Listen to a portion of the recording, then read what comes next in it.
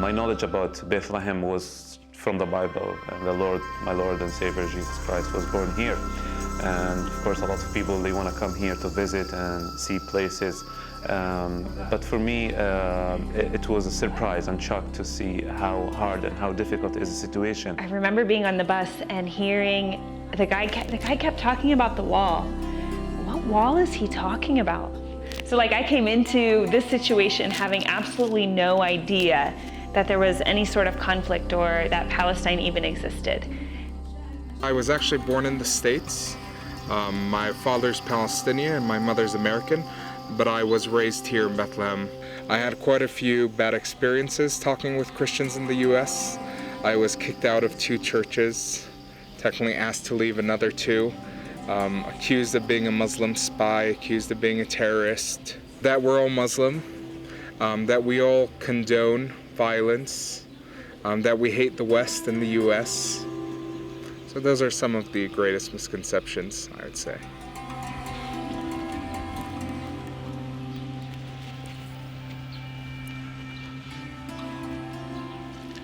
These are some of the items that we found in the street that the soldiers from the tower throw at us.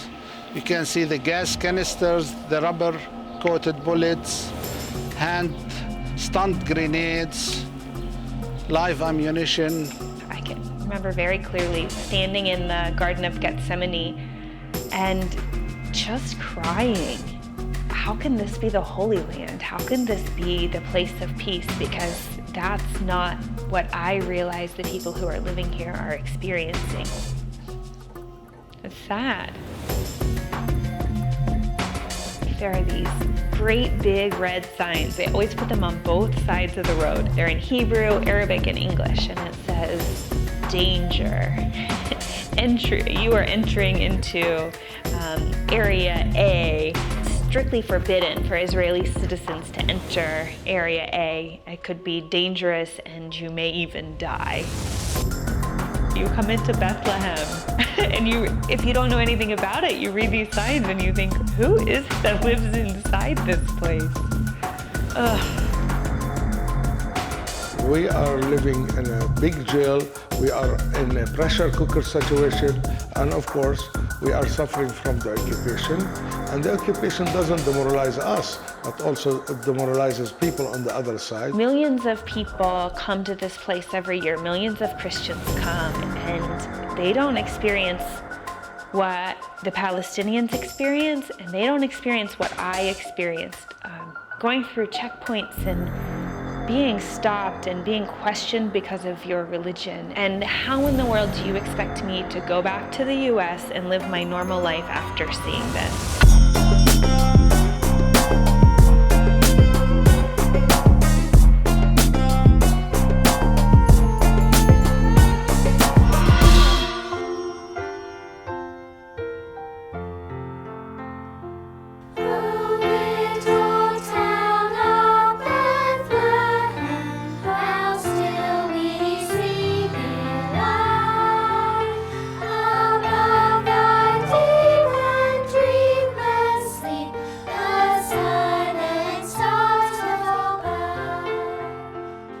I find it interesting that a lot of these tours are promoted as walking in Jesus' footsteps.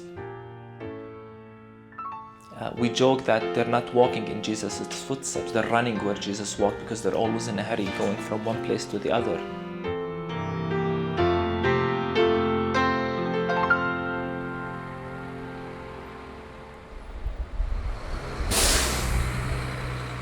The wall is a huge separation barrier that exists between Israel and the West Bank.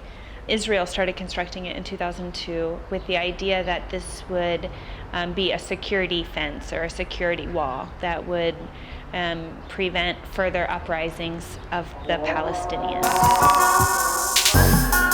If you're an Israeli, you talk about the West Bank. This is the area of Judea and Samaria that is under the control of the Palestinian Authority. But if you're a Palestinian, you don't use the term West Bank because you use the term Palestine because this land to them has been Palestine forever. After the first uprising of the Palestinians, there were what we call the Oslo Accords, and that was like they wanted to come up with a way that the Palestinians could have control over some of their land. So what they did is they divided it into 3 different areas.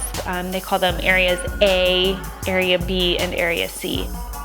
City centers like Bethlehem and Ramallah and Jericho are considered area A, and they're under control of the Palestinian Authority. As you get further out from the cities, you move into what they call area B, where it's like the Palestinian Authority has some control over picking up garbage and this sort of thing, but they don't have any real authority over what happens in area B. And then even further out from area B into the more rural areas is area C. Now this land is supposed to belong to the Palestinians, but the Palestinian Authority has basically no control over it whatsoever.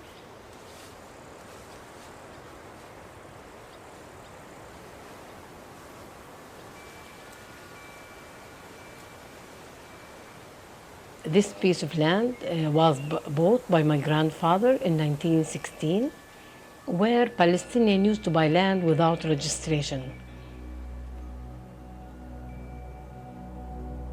The family worked here, lived satisfied, happy, farming and planting different kinds of trees until 1991, where Israel government declared this piece of land as a state land. But this is a private property, it's not a state land. 27 years struggling in front of the Israeli court. They kept postponing the case to find an excuse to confiscate the land. You know, as Palestinians, we live here under Israeli military laws. They say if you do not use your land 3 years, it is automatically considered as a state land. The idea of postponing kept postponing to keep us under stress, to push us to leave or to push us to violence. So we saw ourselves in front of 2 options, whether to continue struggle or to leave. But we say we are not leaving and we are not reacting. We want to continue our work, acting in a positive way.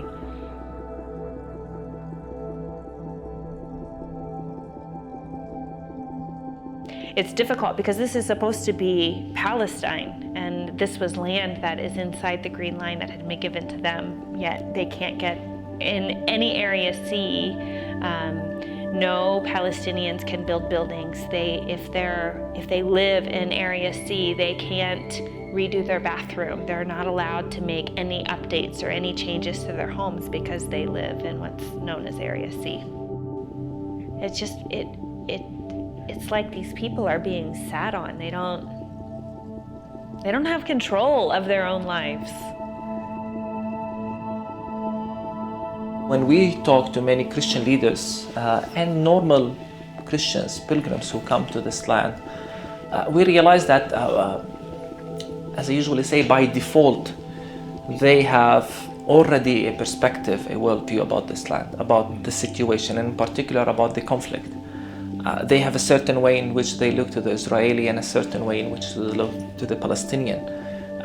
They come with a certain assumption about who's good and who's bad, without really not just any knowledge about the situation, and also with a theology that, whether they know it or not, intentionally or not intentionally, favors one people over the other.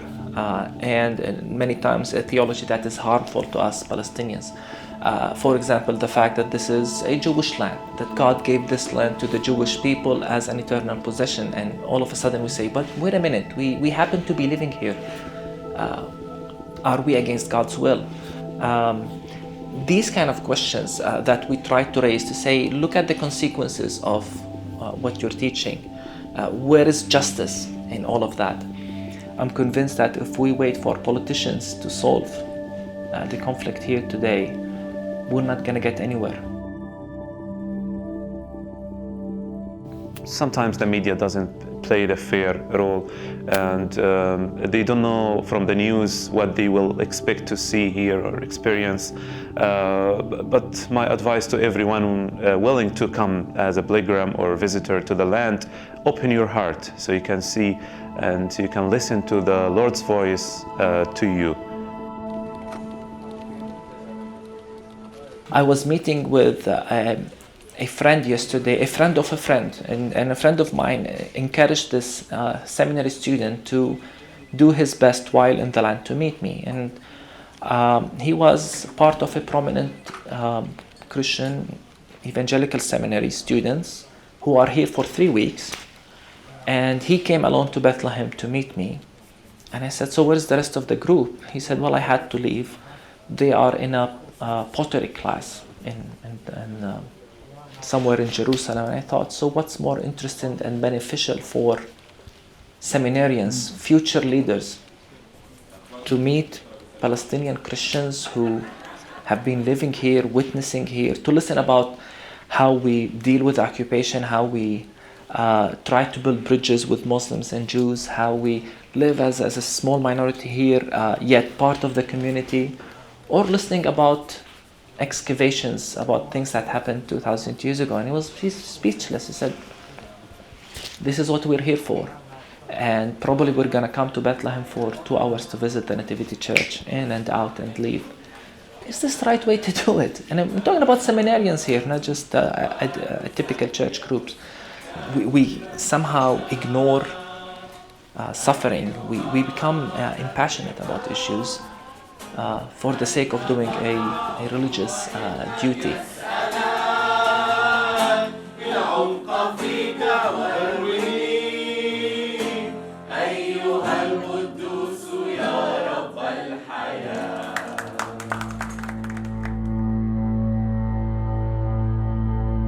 Every Jew, like any Jew, if they see an Arab walking beside them in the mall or anything and they spoke in Arabic, they think we're gonna just have a bomb or something.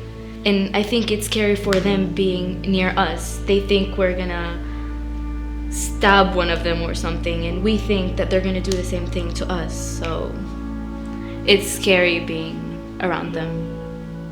We're not terrorists, so they think we are, but they actually do more harmful stuff to us than we do. They can't leave this place freely. They don't have the freedom of movement. They don't go on dates to the movies because there aren't movies here. We don't have malls here. There they do have malls. Movies, we don't have cinemas here. Our voice is barely heard, yeah, and we're kind of present because we can barely go out of Palestine, and it's only in Palestine. The Christians here are becoming a minority.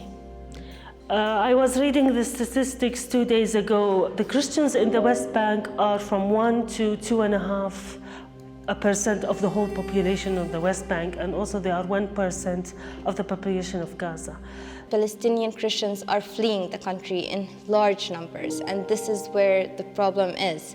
I grew up in the old city. I walked through the streets of the old city, and I've seen the changes of the old city as well. Sometimes you see things walking to work in the morning, and you see them holding a young boy going to school, asking him for identifications, and he's just a young boy. It's so hard for us to see this. It's very difficult for children to reach us, and it is because of the separation barrier. It's because of the checkpoints. It's not easy. It's sometimes very difficult to get permits. Sometimes some mothers, they don't get the permit, so another member of the family joins the child. It's a big challenge. Sometimes they ask me where I'm from, and I tell them America, and they just let me go on through. They don't really care. But there was one evening I was coming back in, and the soldier must have been really young, I don't know, 17, 18 years old. And he asked me where I was from, and I told him America, like I always do. And he said, "Do you know you're going into Bethlehem?" Like, uh-huh.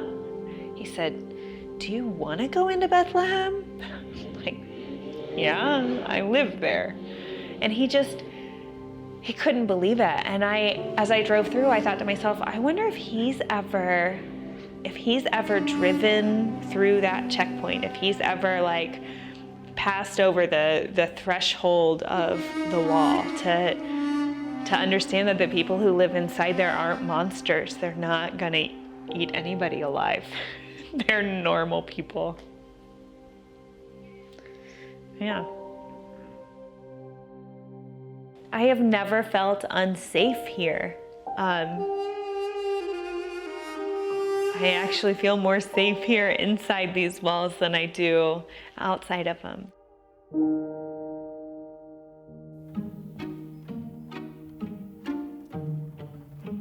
Many times we encounter those who don't know anything about the situation. Many times they will tell us, am I in the West Bank or in Israel? So these questions will show that people are not aware of the context where they are visiting. Many times we tell them about the situation, what we are doing, why the wall is here. So they were bewildered. And many times we have even Germans who has an encounter with the German wall, and they say, we thought that there will be no wall after the Berlin Wall, and now we see that wall.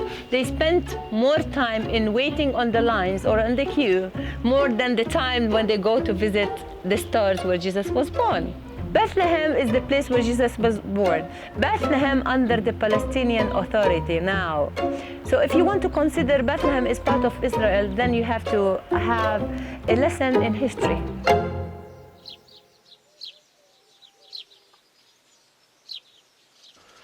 You know, I have my own olive trees. In the past, when you don't have developed irrigation system, when you need to carry the water either on donkeys or with buckets and to move towards miles of miles, and to water it for the first 5 years, you know, in such mountainous area. How much struggle, how much suffering, how much sacrifice you have raised this olive tree in that. It is becoming like our children, to nourish it with love, with agape, with passion, with compassion, and to have the resilience and the perseverance that you will eat from its fruits in the coming years, and the generations to come will do it also. And most of our orchards have been taken by settlements, by security, dividing the land, depriving us from our land, from our orchards, and this is very painful and a bleeding wound that has not been healed. And the tree, which goes back to 2,000 years when Jesus wept, you know, in the Garden of Gethsemane, I believe Jesus is still weeping on the trees uprooted. My father, who created this organization, who founded it, who went to the USA and got his degree from the University of Notre Dame in Peace Studies, was detained, imprisoned, arrested 18 times for using nonviolence, for advocating on behalf of the Palestinian people. Oftentimes we feel like we're not allowed to be passionate. We have to be very calm and speak calmly and reassert our oppressor's right to security and peace. As a father, I don't want my children to be in prison, not to be killed, not to be deported like other children, and given the fact that 1/3 of the male population have been in jail, 20,000 women have been in jail since 1967. I'm not allowed to go to Jerusalem because they consider me peace activist. But I've been traveling to the States, to Japan, here and there. But Jerusalem, which is 15 minutes from Bethlehem, to be there. Living in such situation, with unemployment, with lack of hope, young people see the enemy, see the occupation as somebody who is impeding their freedom. It is very hard for us to walk through the old city and see soldiers holding weapons. It is the path of pain that we go through every day. We grew up listening to the priest, and as he preaches for us every Sunday about loving each other. This is the most important thing, to love one another. As a Palestinian Christian, we feel that we are an integral part of the Palestinian community. Muslims and Christians live together, at least for the last 14 centuries. Lots of challenges there, because the local Palestinians have no problems with each other. And if you ask a Palestinian, what is your religion? Mostly they will say, we are Palestinians. And if you ask a Christian, what is your denomination? They will say, are you going to divide us? No, we are a Christian. I know there is a lot of talk about, in Middle East, this issue of maybe disagreement between Muslims and Christians, but it doesn't exist here. The end of the occupation is not the goal, but coexistence is the goal.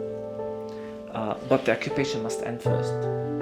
And then we speak about coexistence. But when coexistence is the end goal, you no longer accept demonizing the enemy, dehumanizing the enemy, but you want to find ways to engage in his humanity and change things. It's not a revengeful resistance, but resistance which still you can see the image of God in your enemy. And this is something very important. But this doesn't mean that you compromise your resistance. You do not compromise your resistance, but you do not have resistance with hate, with revenge. The olive branch is a kind of reminder to the world that we hate death, we celebrate life, we love to live it with others, and that's why when we talk about the olive branch, is a transformational message that the enemy is a friend in waiting, and the other is either a sister or brother. We hope to live in peace. This is what we really want. We want to have a safe neighborhood, do not have restriction of movement, do not have restriction on building, to have a safe environment for everyone around us. This is what we really want, and we want to live in peace. We look for New Jerusalem, where the sheep and lamb can live together, and this can be done. Christian Palestinians, I always preach peace, always yearn for peace, and wish that all religions, Muslims, Christians, Jews, will come together and live in this earthly kingdom together. We pray for God that one day this land that peace will prevail on this earth one day. So what we are trying to do in this community, we are trying to inject our people with hope.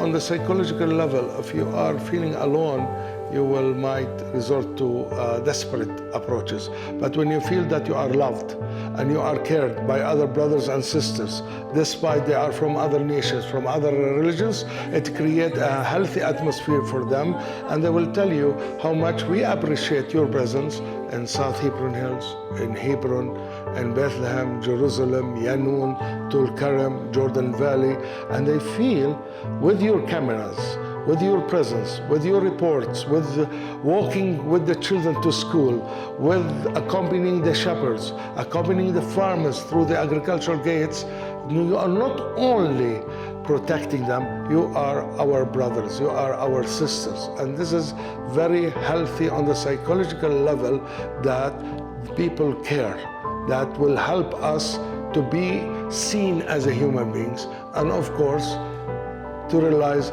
there is a way out, and will give nonviolence more support, more empowerment, more encouragement to be adhering to that.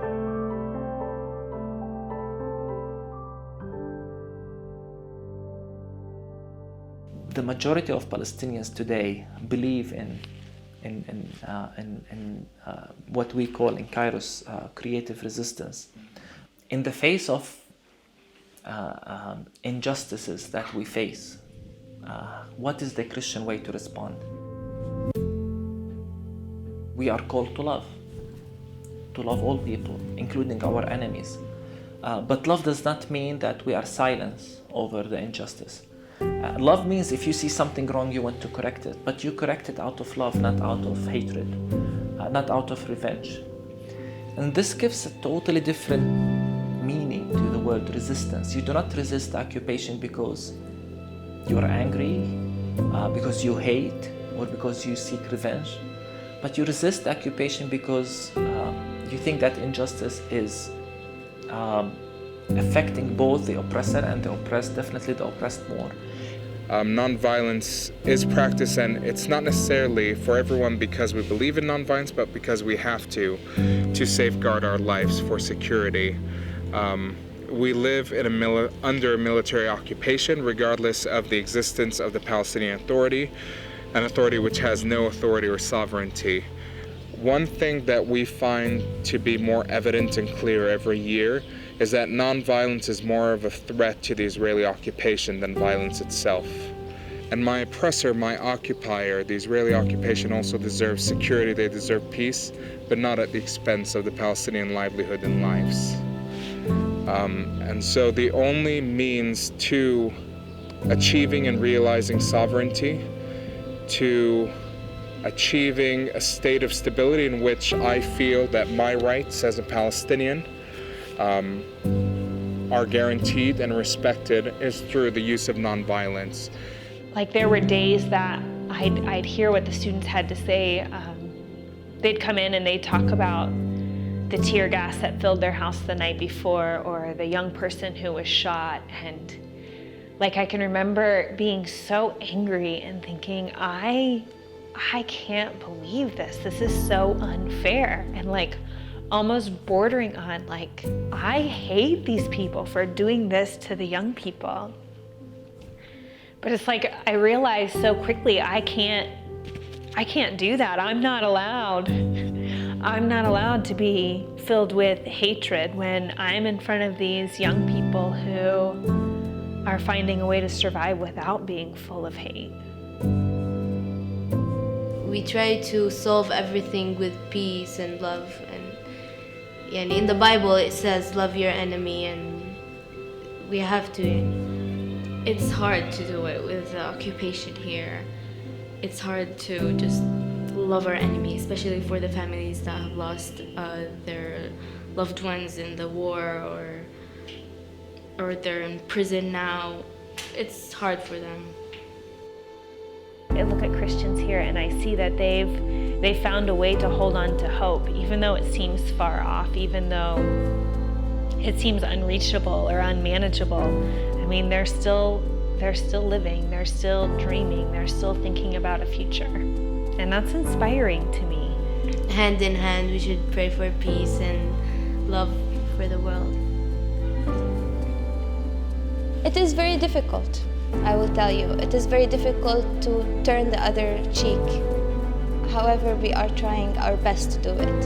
Violence is something that our Jesus, or our collective Jesus, teaches and warns us against. Teaching us to love each other, to love our neighbors, to build bridges instead of the walls, and maybe to connect with each other, to see the face of God and image of God in each one of us.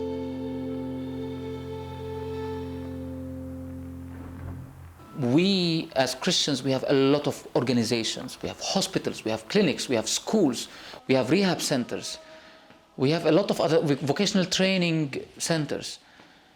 And people ask the question, I mean, why do you have all of this to serve so many Muslims? And our answer is that we Christians here, we are living stones. We are here to act as a bridge for peace. Hope School is located on the highest mountain in Bethlehem area. It's located in a town that's called Beit Jala. We have students who have lost their parents, who have students who don't have a place to go, they don't have parents, they are very poor. We are very keen on welcoming girls because we believe in the role of the women in the society. Because in this society, women today are taking part in their family, in supporting their families and raising their children in a well-mannered, educated way. So it's very important for us to welcome women, and we always welcome girls at our school and try to educate them the best with other students. Wi'am in Arabic means cordial relationship or friendly relationship, agape, if you like. Established in the year 1994 as an endeavor to promote peace building, justice, gender rights, and civic peace. What we do is like planting the seeds of agape, the seeds of non-violence, the seed of love to the other. The Jerusalem Princess Basma Center, we are one of the big 4 national rehab centers in Palestine. So what we do is that we run a rehabilitation center for children with disabilities. Middle East is going through a lot of turmoil. If we can act as Christians as a bridge way of reconciliation and in creating some sort of stability and peace among people, then we should do that, and we are doing that. The Christians here are the living stones of the country.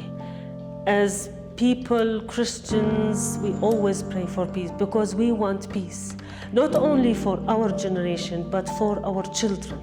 We are very happy as Christians to act as witnesses and to act as living stones, as they say, to show how much Christians care about the Holy Land and about humans living in the Holy Land. We are equal citizens. We are citizens of this land. I'm not a minority.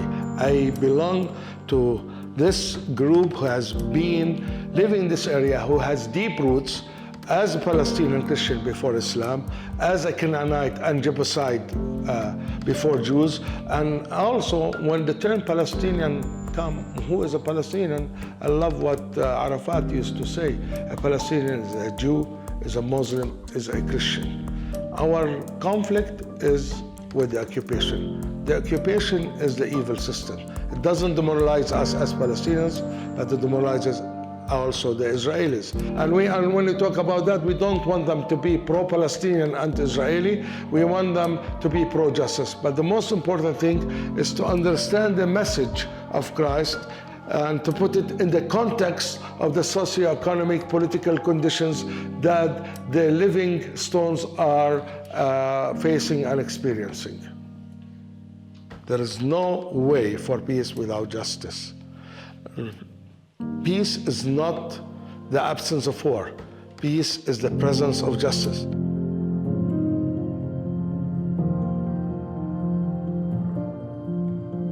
To the global church, we send them a message of appreciation for the support they are providing, but also we called upon them to repent on ignoring the Palestinians for such a long time, ignoring the Palestinian Christians for such a long time. I think it's wonderful when we expose ourselves to this learning journey. How can I help my brother who lives in a completely different continent, in a completely different world, completely different culture? But how can I stretch a hand of love? I think the church in Bethlehem, in Palestine, sometimes can feel isolated from the rest of the body of Christ. So for anyone who's coming here, for them to prepare their hearts, perhaps they could ask this question: Lord, what do you require of me? How can I be your feet? How can I be your hands? How can I be your mouth and heart to this suffering church and to these persecuted people? If you want to follow Jesus, you follow him in his path of compassion, of truth, of justice. Jesus was a people person. He met people. He listened to stories. He cared. And oftentimes when I see these buses coming, they pass the checkpoint, they pass the separation wall, the refugee camps, and I usually wonder, do they care? And the irony is that they're doing this to do something religious. If you really want to have an authentic experience in the Holy Land, there is nothing more than meeting with sisters and brothers and celebrating our unity, the spirit that unites us, and seeing how 2,000 years after these events, God is still alive and encountered, not just as a distant memory 2,000 years ago and we visit an empty garden or an empty tomb, but He is alive today, making a difference in people's life. And for me, this is the most profound, deep experience someone can experience here in this land today. You know, the gospel taught us a lot of things, of course, but you know, one of the things was to be compassionate and considerate and help others, and not to turn your eye or close your eyes when you know that there are people there who are in need. And the gospel urges us all the time to be positive and act positive and create positive things. The Christians here are the descendants of the disciples. So come and live, because the media doesn't always show the truth. On the media, they always hear about Palestine, always in conflict, and always there's wars on. It is not true. It is very nice to come here and visit and see us. Come and see how Palestinians are living. Come talk with us, and we can be friends. They need to visit people. They need to see what's going on.